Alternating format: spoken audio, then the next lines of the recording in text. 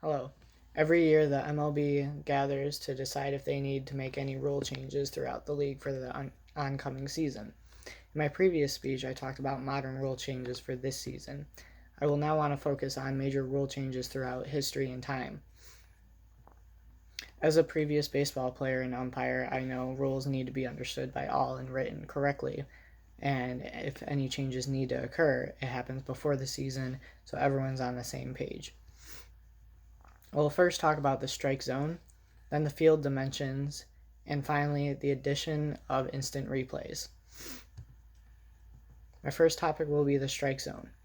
And the strike zone was started in the 1860s to the 1880s.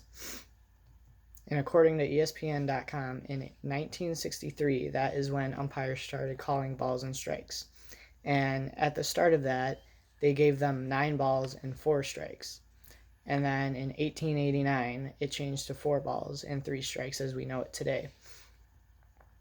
And then all the way into 1969, so almost 100 years later, give or take, the strike zone became from the armpits to the top of the knee. So they actually gave a definition of like the height and the width of the strike zone. So you got your plate, and then you got the armpits down to the knees. And this was very crucial because when calling balls and strikes, some umpires, they kind of just guessed and said, yeah, that's a strike. So all umpires weren't consistent with each other. So adding this rule gave the games more consistency while calling balls and strikes. My next main point I would like to cover is the field dimension changes. In 1959, according to ESPN.com, the minimum foul wall was 325 feet and center field wall was 400 feet. This also created a standard for all of the baseball stadiums, so one wall isn't 150 feet in one stadium and one wall is 300 feet in another stadium. It gave a minimum wall for each foul pole and the center field wall to give all the stadiums a fair chance throughout, the teams a fair chance throughout in different stadiums. In 1969, so 10 years later, according to the Baseball Almanac, the pitching mound dropped from 15 inches to 10 inches. So they lowered the height of the pitching mound. And just recently, into modern times, in 2008, they introduced instant replays and challenges.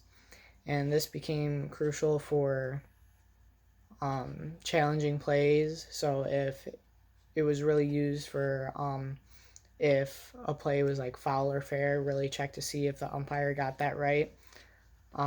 There is and then it eventually evolved into what we know it more today with more advanced technology to see if someone's safe or out. So we're able to like zoom in and actually look to see if someone's safe or out. And of course, with the addition of this technology with instant replays, in 2014 came manager challenges. And according to MLB.com, they have managers get 1 challenge per game. And if the manager like succeeds with his challenge, he gets to keep his challenge. And the manager gets 2 challenges in the playoffs or the All-Star game.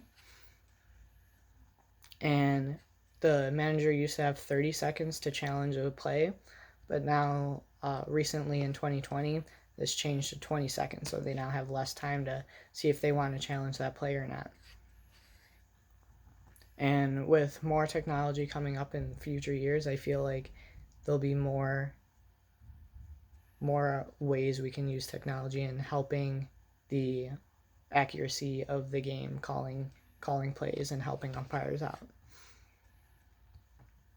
To conclude my speech today, I would like to remind of what we talked about. And we talked about major rule changes throughout baseball history regarding the strike zone, the field dimensions with the walls and the mound drops throughout history, And then lastly, we talked about recent events such as instant replays.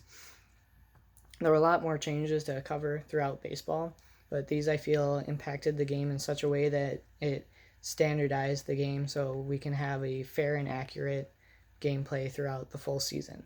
Thank you.